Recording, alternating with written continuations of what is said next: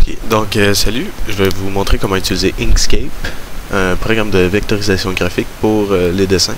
Donc si vous voulez faire un logo, ben, c'est aussi bien d'apprendre. Donc premièrement, il vous faut un dessin à vectoriser. Donc vous pouvez aller sur internet, prendre n'importe quel dessin que vous... Oups. Ok, c'est juste des dernières mises à jour, c'est pas grave.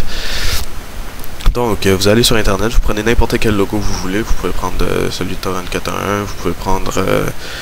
mais on va commencer avec quelque chose de simple, comme le logo de Superman. Donc, on va taper Superman logo. On va aller dans Google Images.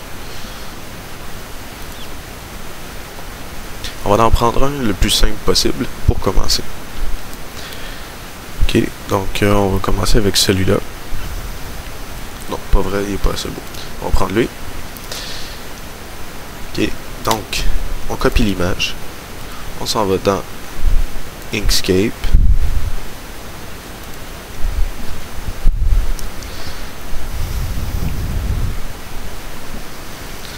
Ce sera pas long.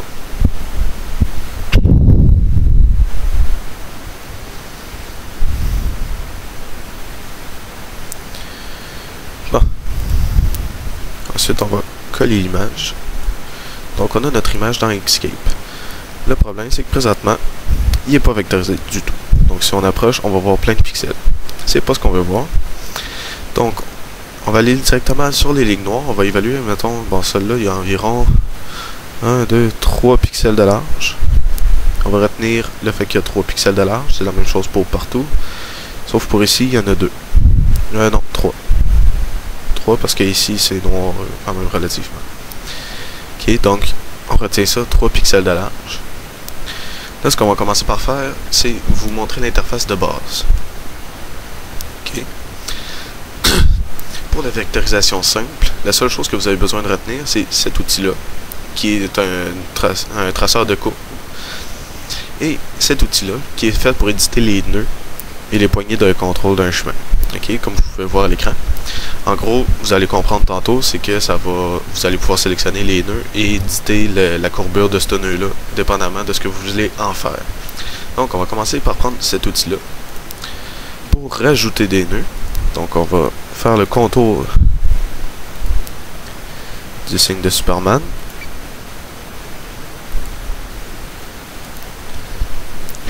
Ok. Une fois que c'est fait, remplissage des contours. On s'en va dans le contour et on va mettre ça à 3 pixels.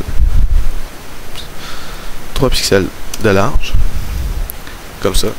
Donc là, vous allez voir, ça va tout prendre la surface. Vous allez prendre cet outil-là pour éditer les nœuds et les mettre exactement sur les points que vous voulez avoir.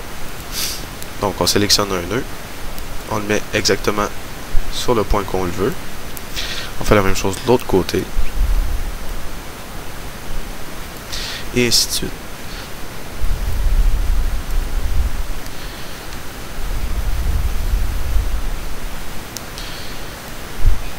Comme ça.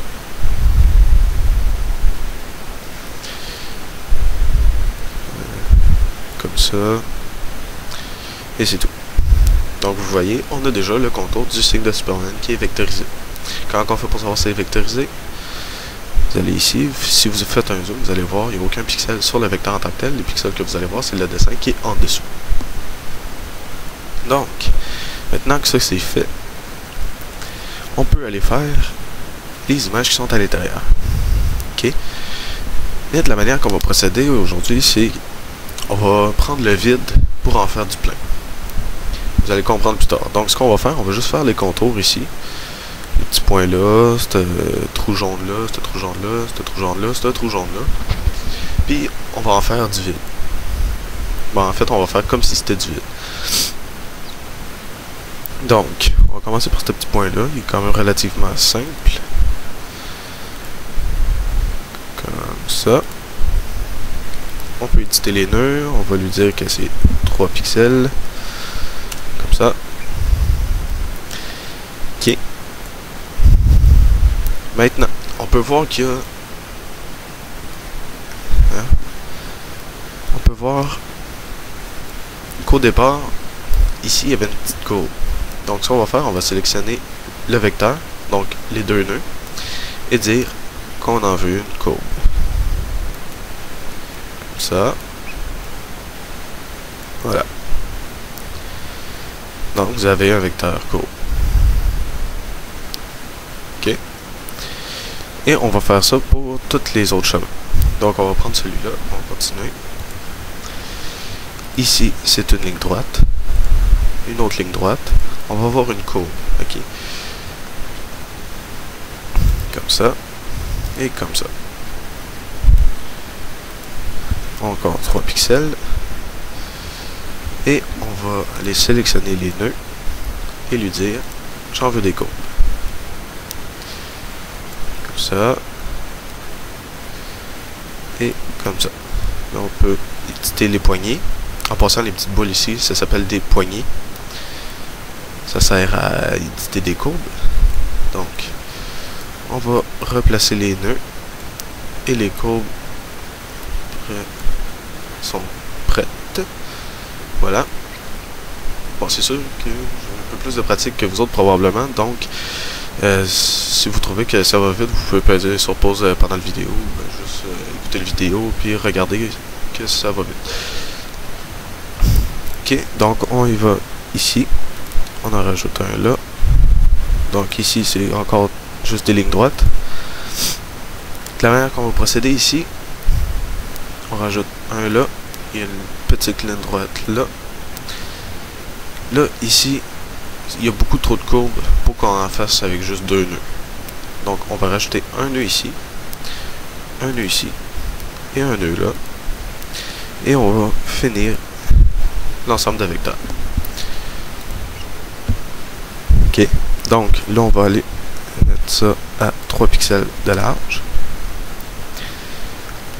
Éditer les points pour les placer aux bons endroits.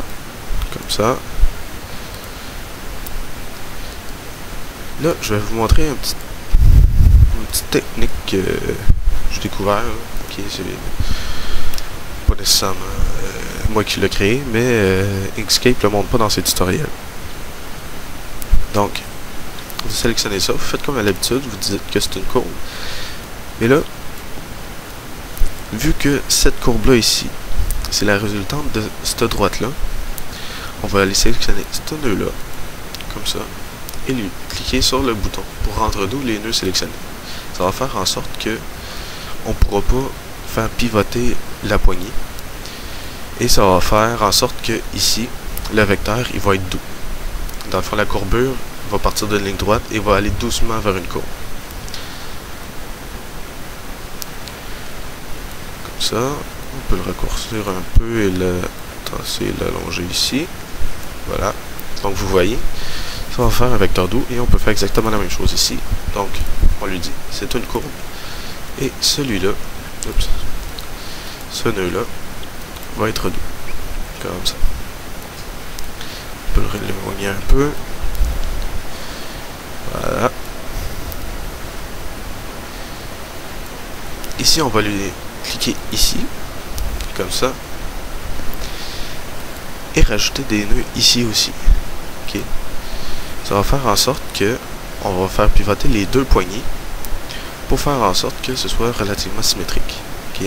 Donc, on ajuste le premier côté ici. Ici, on va faire exactement la même chose, vu que c'est une autre courbe. Donc, on va dire que c'est une courbe. Et celui-là, on le rend doux. Celui-là va être cassé. Donc, on va cliquer sur rendre dur les nœuds sélectionnés. Donc, on va pouvoir le faire pivoter librement. Ok, donc, on replace le vecteur, comme à l'habitude, avec les poignées. On peut replacer le nœud plus dans le centre de la courbure.